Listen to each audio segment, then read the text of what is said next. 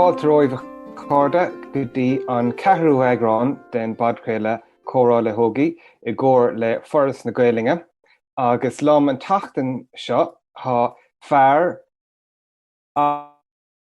cocha I gcaim ach go bhfuil nascaige leis an agam sin Seanán Ó Coistín chun tú I Seanán? Glór, cuiseach gan bh muite. An bhá agus Seanán tá tusa lonathe sa dhearmáin fé láthair bhfuil an ceart go san? Tá ó hús 2017. An fána bhí mis gobar mar aisteachar Gaeilge I Parliament na Hórpa I Luxembourg agus is cathair an iasaí Luxembourg ach tá sí uafásach déir agus an rudí dhéanann a lán daoine ná bíonn siad ina gcónaí I dtíortha in aice le Luxembourg an Bhéilg an Rank agus an Gearmáin agus an sin tain siad isteachas max Luxembourg gach lá chun bheith gobar ann is ag tuileamh airgid agus an sin bíonn cónaíar hús na tíortha béal dorais atá beánaí níos saoire. Freisin bhí caidreamh agam le ban Gearmánach mná ar feadh 5 bliana agus bhí mar an aontíos le chéile anseo sa Gearmáin tá caidreamh sin críoch hanis ach bin an dá chúis roinnig mé bóga chun na Gearmáine mar I bhhéonnta níos saoire agus freisin bhí mé caidreamh le ban anseo ar feadh tamilín. Ach is cathair tá mis mo conaí sa cathair sinna sa Gearmáin trír is anamdí. Trír, sin an cathair sinna agus tá sí anseo le breis agus 2000 bliain. Ach tá scéal simú faoi. Bhí pobl ann pobl Celtach a bhaid agus bhí siad anmha le capel agus an tanam a bhíorthú tá sé go leis an Gaeilge tramh agus bhí is ag na rómhánaí go raibh na daoine seo ann agus tháinig na rómhánaí thart ar breis agus 2000 bliana hin agus raibh iadidir an láthrán seo chun cathair nua a thóga agus thugad Augustus Trevarum Augustus bin an timpre a bhí ar an ró fadó an Kaiser agus Travis sin an Traverus sin an trab a bhí an seo mar sin bhí is féidir an nasc fós a clúisteáil leis an Gaeilge mar tugad muid na trab ar phobal curca sin anam eile in Gaeilge le hééis sin ag thuúlann na rómhánaí sin agus ghlac siad leis an anam agus thug siad Augustus Trevarum mar sin tá an cathair seo ag chur ar muil le hirsmí rómhánacha tá gata ann an seo gata an bhór a tógach tá sin seo lár na carach is cuathair na carachaí tá seanna basilica an seo is aglas mór for the stónachaí tá seanna fothracha na termin mar thugad siad na fulci a bhí ag na rómhánaí mar behrá leis na rómhánaí féin na ní is a glannas a bheith ag ligan na scí san éisce agus údaí mar sin agus freisin tá an droichead is sinne sa Gearmáine an seo sin an Rómána brúca sin é droichead na rómhánach agus tá sé sin fós ann is féidir siúil ar is féidir tumant ar agus tá sé sin ann le féidir 1800 bliain ó daigen mar sin is counter an iasaí agus is cathair measartha bheogaí tá sé beidir comúr le galamh 100,000 duine agus is cathair jazz tá sí sláán tá sí tá altracht an iasa cathair agus rud an himmel freisin I deach atá beidir 200 méadar ó áras an féin. Saolaíodh fearr beidir go thula tú faoi Carol a bhanam dó, Karl Marx. Ó, cinnte. Ní lista go an ra mór an aithne daoine here. Se bhí fearr saolaíodh an seo in 80 is 80 agus cá sé a 100 milliún an seo. Agus an sin bhaigh sé leis chuig Berlin agus cathaircha eile chun idirgus ollscoile áach. Thusig sé a héal an seo agus sin haann se leis bheith scríomh is ag maithne lé rudí nos cuacht agus polítíoch agus rudí le dránacha an Gallagher agus achníomh. Neadidir thula siú faoi agus is mála trír a bheith mórtasach as Karl Marx agus tá irismilin ann na náitina bhfuil inar saola Karl Marx agus 3 bliana hin ar a bhí an comóra 200 lei bre Karl Marx nochtach dealamh anna bhór anna ort agus bhrontanas é sin ó rialtas na Síne agus tháinig glas uachtar an na Síne an seo chun é nochta agus tá sin le feiceáil inis a lár na carach mar sin gá rud cáiliúil faoi Bhí tríar, is í an chathair sinna sa Garman agus Celia Karl Marx an seo. Agus Frederick Engels ar nó bhí sé pósta le ban as Calínéarnach. Ní an gur si pósta, beidir gur si gadrah ach ní raibh ar pósta go hifiú. Neadidir an raibh Frederick Engels Reeves na bólaí seo ach is é Karl Marx an duine is cáúla as tríar. Agus cin ádó Luxembourg a tríar. Áníte 50 km na beidir gáí níos lúna 50 km is mátá an mórmhóthar fullmh is féidir bheith Luxembourg a trochanomid. Go hundúil nar bhíonn na scolanna ar oscailt agus nar nach bíonn COVID in íde agam, tógadh sé beidir breis agus uiricligh maiall go mín tranglam tráchta ann in aice le Luxembourg. Ach tróna deirmís nó is títhe is féidir taistil go tapa 10 nóméid ar bhéid ó Luxembourg go tríar an tríar go Luxembourg. Mar tá bóthar mór ann agus tá sé an éasca dul taistil agus tá tréin ann freisin. Mar sin tá lán cheangal idir an dá chathair idir Luxembourg agus tríar, mar tá dá chathair tá si garda chéile agus tá siad ar COVID, ní hé gohfuil chathair ulmhór ann ar thaobh amháin agus chathair tá beag ar taobh eile tá an gá chathair beagáín ar COVID. Tá 10,000 duine na gánaí in Luxembourg, tá 100,000 duine ina gánaí anseo in tríar. Agus an san bhfuil tú gobar máile fé láthair nó bhfuil tú fós a taistil? Tá gachfuil íta nó drite nó dúnta anseo. Nílach na holwargaí agus áitna eile inar féidir bí ceannach ar oscailt. Agus tá sé eisteach mar i Luxembourg is féidir dul an sin agus tá bhd níos mó rudaí ar oscailt, tá bhd níos mó siopaí ar oscailt, tá bhd níos mó féidireachtaí rudaí a dhéanamh. Tá sé fós dúnta den cuid is mó an seo sa Garmáin. Bíonn rudaí ag tarlú ach níl an saoil ceart ar siúil le churbe agus tá sé eisteach mar is féidir rudaí a ceannach cinnte ach caiitú cuine a dhéanamh ag na siopaí, ní féidir siúlaisteach mar agus ní féidir ach roinnt daoine a liganisteach in éon dras amháin beidir trúr cethir brathaidir an siopa. Thula mé le déanaí beidir go ngéonfaí rointas na siopaí a gúna a rís, mar gheall go bhfuil ardú tar éis tucha ar lína nína a bhfuil an COVID búltarthú mar sin.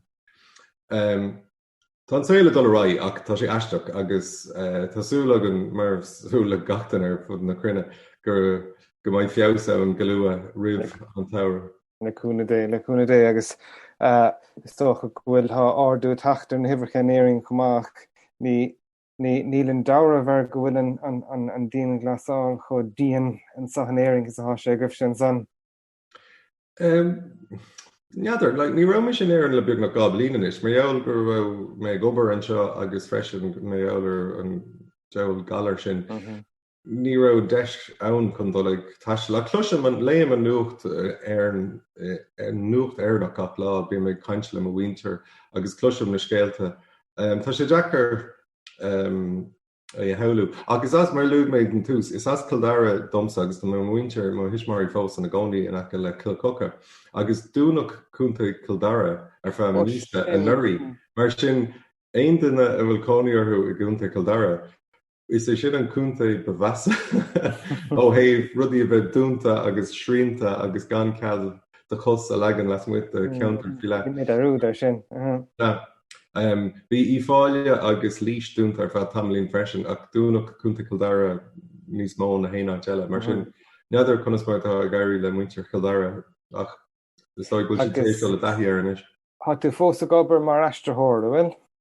Tá agus níl. Bhí mé gobar meastrathir Gaeilge i Parliament na Hórpa. Agus thosa mis sin a ní bhanfór 2016 mar bhí cinál comórtas ann nó bhí feachtas ar siúla go chun líon mór aistrithirí aimsiú agus chur mun ibre mar.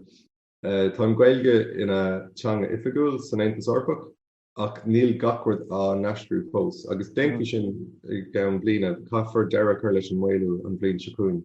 Ach bhí siad a géirí líon mór a aimsiú agus arcú agus thosaigh mar sin a gabhí sa séidir. Bhí mé ar chunra sealadach ach cé gur hainsilm beidh gobar an Gaeilge de réir céile hiag méid níor hasú go héile cabh i mahí ag astrú cápéisi nach léon aine riamh. Agus buineann sé sin le gach leitanga. Ní hé go muineann sé leis an Gaeilge, buineann sé leis an Méarla, leis an Brancais, leis an Gearmánis, gach ceantas na teanga ifigúile. Caithfar é dhéanamh ó Haven tlí, mar is i Parliament na Hórpa agus an Féintas Orpa bhín tlíthe ann, bhín reachtaíocht, bhín tráracha, bhín rudí agsúla. Ach ní léon daoine iad ag an á. Tá siad ann ar wathe le bheith ann agus bheith cinnte cadaí an tlí. Ach híl mé, tá rudí níos fearr a bheith a déita na dhéanamh. Bhí sé go elam agus bhí daoine deas ann. Ach bhí achtar amháin ann agus chuirse sin an úldom go láidir beidir go raibh rudí eile ar féidir a dhéanamh. Is aird bhí ann ná bhíorm tuairiscáil nó reachtaíocht. Bhí rud anna bhór ann le heistriú agus bhí sé roiinte ar cathair agan agus bhí mír amháin de agam sa fós is mír anna bhór bhí ann. Agus bhí ar an brid, bhí ar an ragabar a dhéanamh agus bhí mise a Boris chuid an nachchuid. Ní úl gábhís a thugte gúma ann le me iarhhairnín chun breanú ar cheolcurm le Ed Sheeran, bhí sé ag séanam is Stade de France. Ach fad is a bhí mar ann, bhí orm sa astrachan a dhéanamh. Agus bhí mar ann na mí úl, bhí sé uafásachta, trocha sé céim Celsius nó d sin. Bhí mise i deachtóir an áit éigen mar é sin an tain áit mar an Wi-Fi áil, agus ní ó aon air chorú ann, bhí mé chorá leis bhín teocht go hanis bhín téir te agus tírim. Agus bhí mé géirí astrachan Gaeilge dhéanamh ar rudí nach léithí aine bhí. Agus a lár buil is aird bhí na íochláintí tréadlíochta, mar sin targaí chun cabhrú le handmhaithe ar gádómh leiseáil. Agus bhí an rud seo i Méarla, agus bhí mé ar tí mar riomhre a scrise a cabh a gcuine an balla agus bhí mé ar buile ar tháinig. Bhí mé the rectal temperature of cows. An anam crim. Nach bhfuil faic eile le déanamh ag Parliament na Hórpa, seachas bheith ag cur síos faoin teocht sa tón atá ag Tá daoine ag fáil báis, na mílta daoine ag fáil báis sa bhanmhar ag gurí teacht an Afric chun na Hórpa. Tá éigandá len ó héh an ahrú airráide. Tá rudaí i dul go hanis san Ungáir agus i Bullen. Ach fós féin, bhí ar rialtas ar bhí ar Parliament na Hórpa dlí a bheith acu agus bhí sé cur síos ar an teocht sa tóin in anmhaithe. Agus bhí mar caithfar go bhfuil rudí eile níos fearr na seo le déanamh. Seachas a bheith ag churális teocht uafásacha gan aon chorú ann agus ní hé go bhfuil an teocht a tón na handmhaithe go hanis ach tá an teocht ionamsa inis go hanis.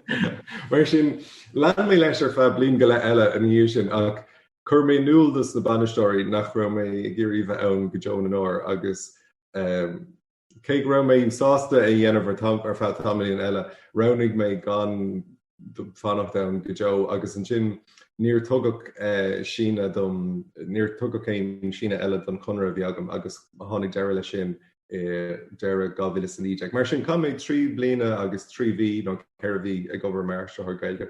Agus rud eile ná agus tá mis 10 bliana dí sin is. Bhí mé hí ar fan lei agus bhí mé taisteal ar bhus nó in Glúisteán chun na héifig agus an sin ar eisirí Somália. Mar sin thosaigh mé titim chun feola agus bhí mé gaiirí rabhar agus is anna chu daoine ag obair mar seo ar fud na cuine agus mé ar go muid ag obair ó bhaile agus níl na méid sin rudaí ar féidir dhéanamh.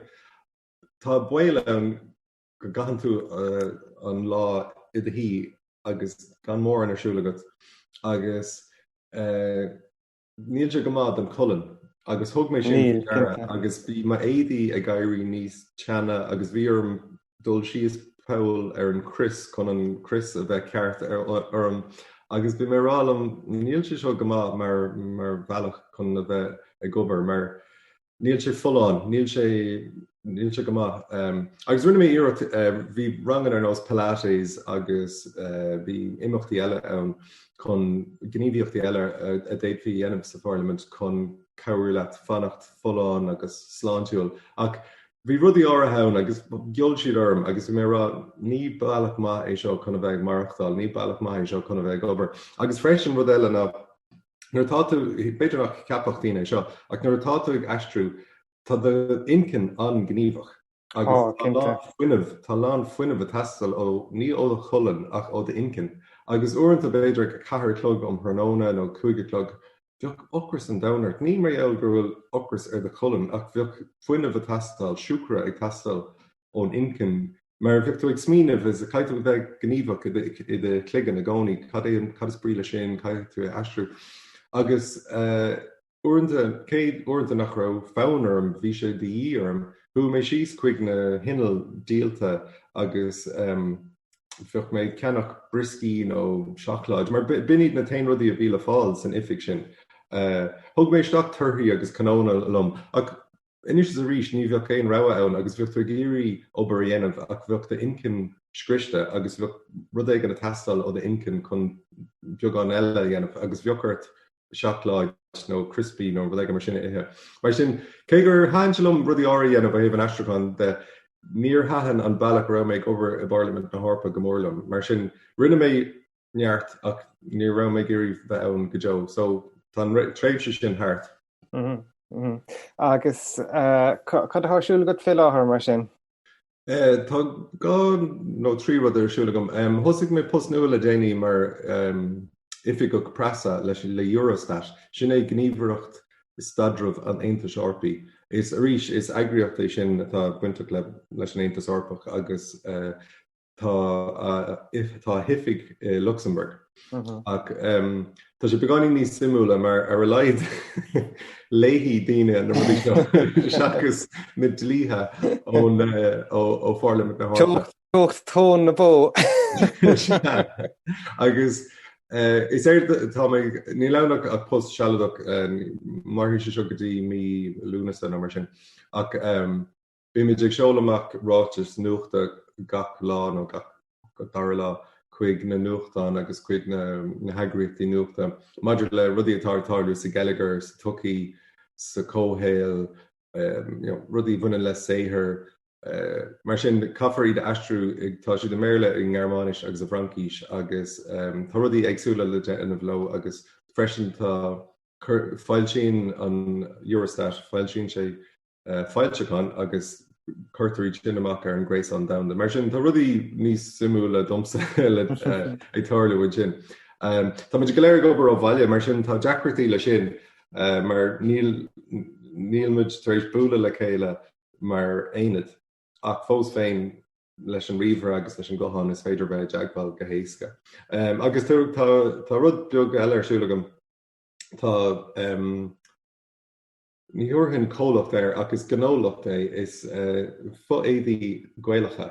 Tá fuéadaí dar bheith an búcail agam. Boxer shorts. Sinné, fuéadaí dus na fear a bhfuil géirí fuéadaí maithe ceannach. Is de thuirla siar gabhfuil is a cúide ceannig mé fuhéadaí ó cólacht san astráil. Agus an lá taréis plus na fuhéadaí tacht cúm. Bhí mé rá an féin cad na héadh mé ceannach fuhéadaí an taobh eile an domhan, bhí ceartta míad ceannach an éireann. Agus thosa mé cuardach an ar bhhain cólacht nó bhhain bhranda éireannach le héad fuhéadaí. Agus ní rá, agus bhuiir sílam sin smíanamh, déitan rud éige mar sinna dhéanamh. Agus thosaigh mé ag fistrú cad a bhíle déanamh agus conas mar bhéid fhí fuhéadaí cruthú agus a díal agus a dhéanamh agus mar sin. Agus an rud ná trámháin an éireann bhí 50,000 duine, siar san seascaidí sílam, bhí 50,000 duine ag obair i manacha éadaí an éireann, ag déanamh éadaí. Ach an éis dílach beidir 200, fear beag an duine, agus níl an cumas ag éire rudí mar sinna dhéanamh hiile. Bhí méid leabhart le ban, bhí si gobar le haid déantasáirí éadaí a maiile clia, bhí áit ann tá sé dúnta is forir, ach léironn si sin go bhfuil fáibh an tanam bhí ar ná the fashion hothouse. Agus ba cólacht beaga sin rinne siad éadaí le haid deartháirí éadaí an éireann, agus thu méid staú agus dífrid méid an béiteach sibse fá éadaí dhéanamh agus dúirtílam ní féidir linn, agus an fáin ná tá 7 ninal fhuaile éagsúla tastal chun fuhéadaí dhéanamh. 7! Fuhéadaí fearr nó fuhéadaí ban? Fuhéadaí fearr, agus náim an á freisin, ach bhí mar ach dúirtí nó tá snaimena éagsúla ann agus dentar idir bhealaí éagsúla, agus dá mar é gur tú i sin go léir chuirla chéile tá 7 ninil uair le éagsú le tastal, agus níl siad an éireann. Mar sin an céad rud a bheoch le déanamh ná, bheochart na 7 ninil sinna aimsiú agus iad alwarú go héireann.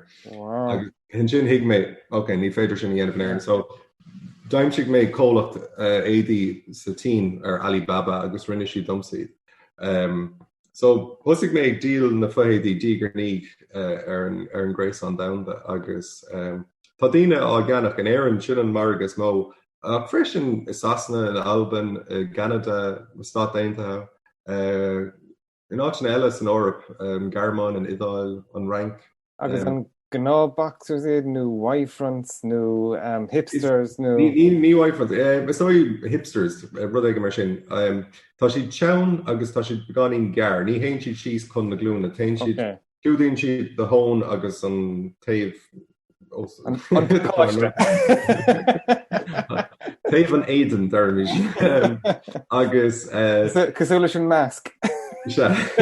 Agus tá si déanta go seo ceannas na bhaimna is cuinomsa nar bhog me gotí Luxembourg an céadúir i gábhid is dóigh mar bhíon Gallagher an éireann go hanis agus ní raibh poster béal a fáil agus bhí orm sa dul thar lear mar sin bhíon mé gobar mar frofléithir gailge ifig na bhailteáin i Luxembourg sin ifig fáilteáin an Aontas Seorpaí agus is cuinom ní mór an airgad agam me gná agus ceannig mé pacáiste le ceire fubhrísteán agus mé €10 ní cosan siad €10 bhí me an na hástal an pein ach ní bhhair siad ach beidir mí go mar taréis siad a cabh agus iad a ní bhí chrí nó bhí chathair thosaigh siad a grébe agus bhí puilún tú agus beléirdom cén fág gur cosan siad €10 mar ní a bhéon wathas an tú a churbe ach na fáidí tá agam nílam ag déanamh stopracht an éis gin siad na chéirne tá siad láidir tá siad déanta gart tá si deartha go má tá cuma jaasarthú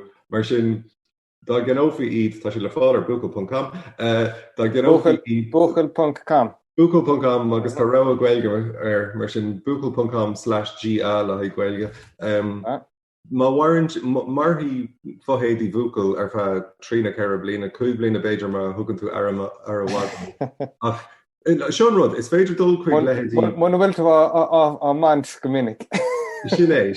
Ach siomó bhla de ar óga nó fear a gcuitena atá géiste. Ba ceart gomach ar a leid sa láthair trí cheachtainna de éadaí agaí. So fés a hain fóhéadaí. Tá rud ag an cear mar a bhfuil ach cear na cúigin agus ceart gomach ar a leid trí cheachtain de éadaí agat. Onas mátá tú ag cahabh is ní is ag trimú is beidir caiitú na fáidí a ahrú faoi gó nó faoi chrí a rihan lei déanann tú sport nó bhí tú damsa nó dúirtá tú chorális nó tá salach nó péród. Ba ceart gomach fés a hain fóbhríiste áitéigen i d thoma cobalta nó áitéigen mar sin. Agus bhfuil rudí scripte ortha nó Dúradh an focail bucail agus ar an taobhiste tá lipéid in Gaeilge agus d'fhearann siad beag Manach mór ulmhór éire tíortha dheartha an tín tíor a dhéanta. Tá gachar an Gaeilge. Bin ceannas rudaí heasta bhfuil mé aanamh hamáis. Bhí mé géirí éadaí Gaeilgeacha cruthú. Agus seo nós atá tóca faoi deara agam le bliananais. Tá anna chuid cólachtaí beaga in éireann atá ag buint feimas an Gaeilge chun ahantas ceart, ahantas láidir éireannach a chur fáil. Agus feici tú é le bia, le héadaí, le seódra, le bíalana. Tá anna chuid cólachtaí beaga nó cólachtaí beidir measartha mór inis agus tá siad ansásta an Gaeilge a bheith mar anam ar na targaí. Agus mullam do dhaoine é sinna dhéanamh má tá siad chun cólacht a bhhainú nó má tá siad ag géirí rudaí éireannacha a ceannach mar seo rud atá mise anna láidir faoi. Má ceanaíonn tú rudaí le Gaeilge tá tú chun taú le Gallagher na hÉireann. Níl tú ag taú leis an Gaeilge mar hanga, tá tú ag taú leis an Gallagher mar ní féidir má tá Gaeilge ar leabhar nó éadaí nó seódra nó bia nó péródaigh. Ní féidir é sin na dhéanamh in aon tír eile ar domhan seachas in éireann. Mar sin má ceanaíonn a rud atá le béarla nó teanga eile. Is féidir sin na dhéanamh a California, is féidir sin na dhéanamh sa Tín, is féidir sin na dhéanamh Sasna Péáit agus is cuma. Ach má tá Gaeilge ar tháirge, breig an murder me éadaí seódra péródaigh ríomhra cílín sin bhí duine éigen in éireann nó bhí duine éigen le gaeilge a rá ag obair agus dá bhór tá targad chun fannacht in éireann cuma éigen. Mar sin rud tá mise agus tíine eile ag smaoine faoi chunas mar is féidir nasc a dhéanamh idir an gaeilge agus an geilleagar, mar tá siad fute futa ina chéile. Tá rogha ag daine agus tá airgad ag daine agus má chahan daine airgad ar tháirgí le gaeilge. Ní hacíonn se leis an gaeilge, tácíonn se leis an geilleagar na hhéireann, mar ní féidir sin a dhéanamh na tíir eile. Agus bhfuil an cólachtainn lonathe in éiring nó bhfuil sé lonathe ag árasán an sanna. Tá sé lonathe má árasán ach furmhór an gnó tarlíonn sé in éireann agus tá cúntas buincle don gnó sin in éireann. Tá buacail.com lonathe ag cólacht blacknight.com sin cólacht gahirlach a dhéanaan óstáil ar híomh na gréasán. An dream a rinne dearthaí le haid cártaí beag a seolamid leis na fohéadaí. Bin clódóirí legan i Conamara. Ba bhean as Kirk a Gcuine is dearthóir gréasánaí agus déanann si rudaí an Gaeilge.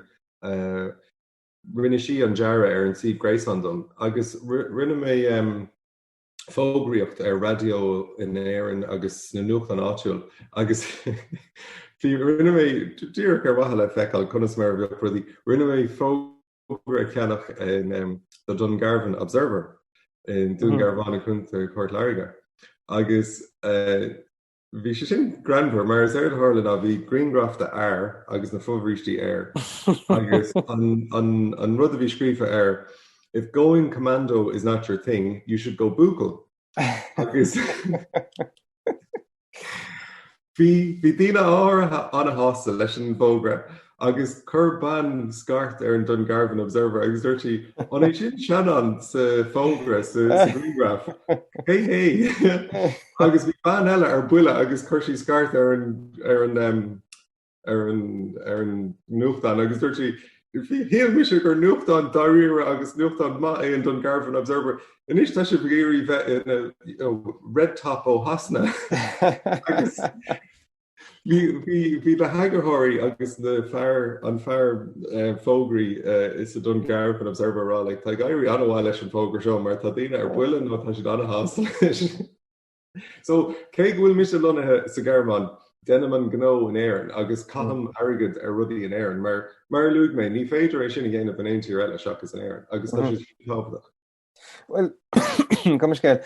Ní bhis gom grama chun na méid sin ama a chahabh a caint ar boxer shorts agus ar rud. Is ceist an a percentage seo, ach an bhfuil fóbhríistí orta inis? Tá. Well, si bhé, tá dormas a freisin, agus fóbhríistí bhuacail, agus sílam furmhór na líne, furmhór na bhar, caitheann siad fóbhríistí orthú, chuireann siad cin nua orthú gacha. Beagorm ordú chuirteach nó has seo críoch.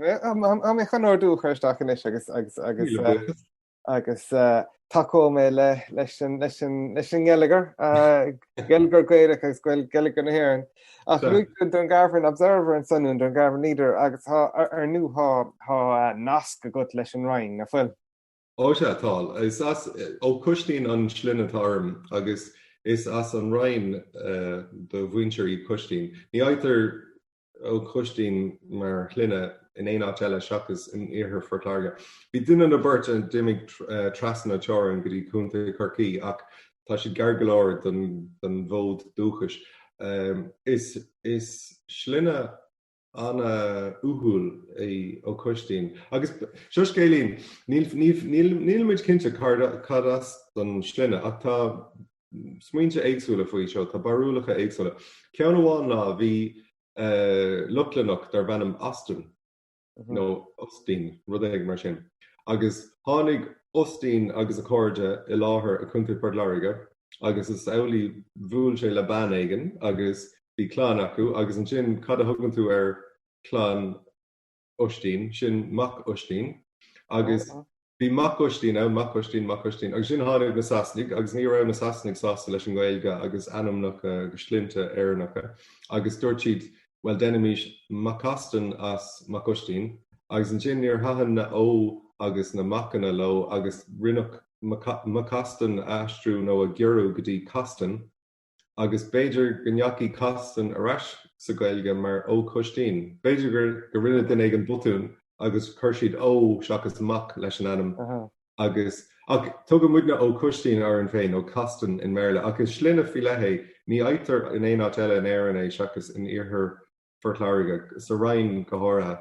Agus is as an counter sin do maithair agus tá cul carracha agus má uncle Jimmy tá siad fós in a gcónaí sa rain. A bheith Jamie agus Orla agus Moréad agus lehéad na agus an son ví tú de coní in mórrán áitina nó tá an da siúlta go de stocha agus há cé bheith tanga haar de hála ní hégur sé bart agam mar hapla bhí mé drastal mis ar olsco limni agus rinne mé céim sa star agus sa folletíir an sin agus mar chud den chéim bhí ar an dul haar leir chun stad ar sealh haar leir mar dhéanam na mílta daine agus cap mé 3 go le in Rotterdam san ísiltíir agus bhí ansprí go deogam na sin agus níor bhí Rotterdam an céad rá a bhí agam ach chuir an sin mé agus Aiste golóir tá cóide agam fós ón am a bhí mé i Rotterdam ach ní léon cóide fáca agam ón am a bhí mé in Ulster Limní. Cé go bhfuil aithne agam fós ar roiintas na bhíine bhí mé sa rang leis ach ní éan cóide thuirt arthú. Neadidir céim fá níor cha mé ach 3 nó 3 go le a Rotterdam. Agus an sin cha mé saoire 3 is an Argentín agus bhí sin th bor. Bhí lá daine is brala dul chuig na Stát Aontaithe ar an J1 agus bhí mar sin. Bhí ar fán ar bithirm sa dul chuig na Stát Aontaithe neadidir céim fá. Beidir gur an nummarcha cluiste agam agus bhí daine rá thula mé scéalta ó chuoine cordulum agus mo griforcha mar sin cap mé 3 America has agus bhí sin arás ní neacha mé an ní rah focail Spáinise agam ach dela mé began Spáinise taréis míó gáin sin. Agus an sin bhí mé gadrih le ban ón Fortingale agus cap mé 8 mí a chonaí i Borto sa Fortingale agus Porto go háling. Is cahar glóte í Porto agus mullen de aine dullar cuat chuig Porto. Sílam goil etiltí tíracha ó éan gotí Porto. Is cahar anna yasí. Agus an sin mar luúg mé níos túisce bhí an Gallagher go hanis siar gábhílas dóéag agus bhí am éire ágáil agus fu mé go Luxemburg ar fe gá bliana agus 8 mí. Dil mé ar éan ar fe blian go le agus an sin bhí an deise an chun fiile ar Luxemburg chun tusa go ríis leis an Parliament na Harpa mar sin dil mé ar Luxemburg. Tá má grifar óg agus a fear céile agus a bhirt a mirt fáistí tá siad in na gcónaí i Luxemburg mar sin tá a ghaolta agam i Luxemburg mar sin bí me tuairt cuairte má grifar go minic agus is rud anhaithe sin ghfuil duine ag an ghaoltalum anseo. Mar taín muid lena chéile agus is bra lena páistí go dagan an tuncail mise dagan mar is féidirlam súgur lo agus múnam gaeilge dó agus mar sin mar sin tá sé annas agus denan sé an differ mar nar thuú mis go dtí Luxemburg dús ní aithna go mar aine agus cosúla lándaine thuí th leir tá sé Jackar agus bí sé únach agus caiitú iirecht mhór dhéanamh chun aithne chur ghoine ach dtí gur níg Irene leat agus chuann tú aithne ghoine agus bíon cóide agus ach nuair tháinig mo grifar agus a fear céile go Luxemburg rinne mé cinnte de iad a chur an aithne do ghoine ionas go mbeoch cóide acu agus choúdar acu mar tá sé tábhaach sin a bheith agat nuair bhagann tú go dtí tír eile. Anna bheith. Agus cé bheith tanga thar de tholagat roinnt bhain a bhain? Se tá deirm go bhfuil sé hanga arolalas agam Gaeilge, Béarla agus Francíse agus ó rud go mé éis ceire bliana a chahabh seo a chonaí sa Gearmáin tá roinntá Gearmáise agam nílam lífa intí fós ach tá gaiirí go málam tá dulcin cína dhéanamh agam agus tá sé mar spruch agam an lína cáíocht Gearmáise a bhaintach tá scrúdú agam in mí Aibran agus is rud jazz nó rud maithé sin ó thaobh postanna de mar is féidirlam a muomh go bhfuil Gearmáise agam ach má dearan aine lom well cad é an cruthú go bhfuil Gearmáise aga. Ní féidirlam me sin a hespáintomh ach má dhéanam an scrúdú agus má iríon lom ba mé anrá tá level bé a hain nó bé a dó agam agus féidir go mbeidh dína sás a ghlacha lei sin. Ach ní hé go bhfuil grá agam teangacha elam. Tá dtíine árán agus is brála bheith ag fálam fi gramadach agus ruí mar sin. Is cumlam fin rudí sin. Is brálam sa choúidir díine agus tá bhór is málam teanga elam mé go bhfuil go gairíonn go mór te géirí búla le díine agus bheith mór le díine. Mar éile sin le mar luúg mé níos túisce, cá mé seall America has tá Spáis agam agus tá Portugáil agam freisin mar bhí mé sa Portugáil. Agus rud an na himúla tá lán díine ó Brazil i Maiile Clia agus an éan. Mar sin bhí mé i Maiile Clia, bhí sé an éasca aithne chur ar na Brasilí nar bhí Portugáil agam. Agus bhí na mná ón Brazil agus is mná den scoid tá si go hálan. Bhí na mná agus na fér orintanta. Bhí na mná an hásta búla le héirnach ar ra Portugáil aige. So déine éisteach seo mulam go mórdíobh Portugáil agus Spáis elam mar casí sibh le mná agus beidir fér, casí sibh le mná áile agus is brá leis na heachtarnig má tá éireannach le Portugáil nó le Spáis nó Francíis. Cadén an Portugáilis ríiste ar gur mágat Obrigado. Obrigado sin é. Thug be cuairte Lisbon ha Porto. Se ar bhla rud ag an eisteach a clúisteáil faoin focail sin Obrigado. Thuí na Portugáil chuláise agus fricadar an tapán agus bhí bunáit acu ar ceantas na Hián sa tapán agus bhí cadramh acu leis na Seapánaí agus thuúlann na Seapánaí an focail seo Obrigado agus ghlach siad leis isteach sa Tapánis an teanga agus dearann muintir na Seapána Arigato agus Arigato an bailach Seapánach le Obrigado rá. Mar sin mas bíonn tú ar Obrigado sa Portugáilis, ba tú ná smaoinemh go tapaí ar Arigato sa Tapánis agus cílíonn sé gur mágad. Agus ó suirdig bhfuil míad caintear hangacha ha go leor forbartha go ar an idirlíon maidir le tangacha na bhfuil. Se tá is málam sa rudí aistú riomhlóir sé an eiste mar sin bhí mise an duine a rinne forhór an eisteúcháin do WhatsApp. Mar sin má tá WhatsApp an ghilge ar do gohan ó ar habléid agat. Is é mise an duine rinne forhór den eisteúcháin sin. Ach freisin rudí ar nós Twitter, Facebook, LibreOffice, tá seinteoirí ceol VLC player sin an seinteoir ceol a cheann gatal gach cinál cód fuama. Is féidir sin a bheith agat an gailge. Síbanna éagsúla. Mar sin is málam sa agus daoine eile, tá daoine eile gobar seo freisin. Is maithlinn go mbeadh rogha mhór riomhlóir ar fáil an gailge. Agus is sin tábhaach a rís luúg mé an Gallagher agus bhfuil sé tábhaach go mbeadh targaí gailge ar fáil. Tá sé tábhaach freisin go mbeadh riomhlóir ar fáil. Agus go mbeadh daoine an úsáid chumá. G'né, agus uirta, bhí fear go bhfuil sa Parliament, agus chuir sé alpacham, ní hiag mé chatta bhí siúlaga, nó cén meona bhí ag ar churbe. Gailgeir den sco, aisteoir den sco, agus dúirt sin am, ní maithlam an gailge ar an riomhar nó ar mo gohan, agus tá gailge ann don ilíocht, agus don fadráireacht, agus macnamh, agus mé rá, cad sa teola tá cearla, mas tá gailge den sco agat. Cén fánach nuach do géirí do gohan a bheith an gailge nó Gmail a bheith an gailge nó Microsoft Office a bheith an gailge. Cuireann sé go mór leis an rud. Ach don duine sin, agus tá sin níos ógan a mé, bhí sé rá, nó tá gailge ann is teanga fí leithí agus níor bhaithlam gimach sí le feiceáil an óharga nó riomhra. Ní hiige me meon sin, ní hiige me. Is meon an aisteach. Is málam sa rudí aisteú. Ag freisin le déine le beidir lablín an is fuide. Tá mé cabhrú le bacla idirnáisiúnta. Tá daoine ar fud na cruinne ar nós mé hain. Tá fear san Astral, tá fear is éireannach tá na gcónaí san Uirú. Tá daoine an éireann tá úna ming chuimhánach an bhean i gCorca Dhuibhne. Agus is brálaí rudí le riomhreacht a dhéanamh. Ach tá muid ag aistriú rudí agsúla go gailge scanán cluichí riomhreacht granán leabhar grafacha.